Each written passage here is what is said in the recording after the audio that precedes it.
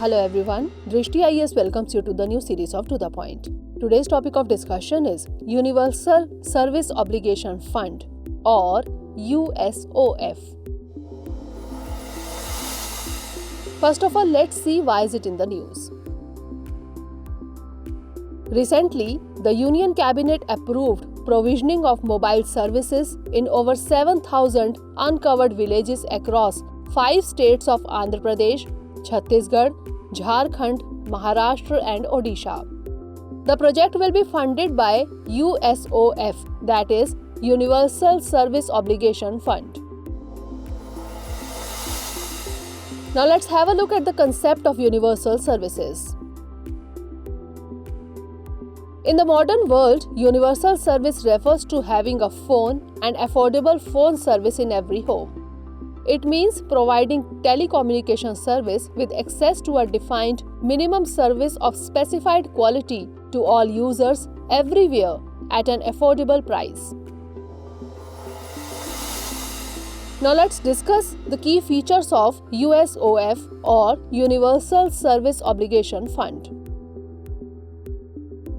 USOF ensures that there is universal, non-discriminatory access to quality ICT or information and communications technology services at economically efficient prices to people in rural and remote areas.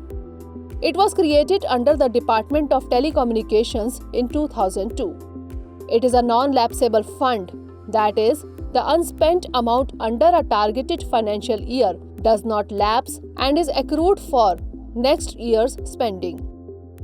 All credits to this fund require parliamentary approval and it has statutory support under Indian Telegraph Amendment Act 2003.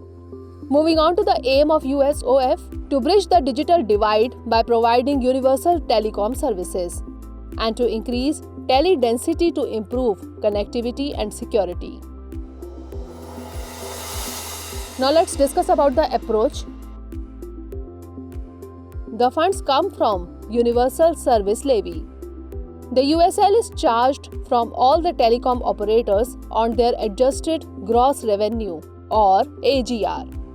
AGR is the usage and licensing fee that telecom operators are charged by the DoT or Department of Telecommunications. These are then deposited into the Consolidated Fund of India and prior parliamentary approval is required for dispatching. Now lastly, let's discuss the significance of USOF. By improving internet connectivity, it will push the Indian economy towards achieving the $5 trillion milestone. It will facilitate digital empowerment and inclusion. And it will provide affordable and universal access to broadband to all. Now let's note question for the day.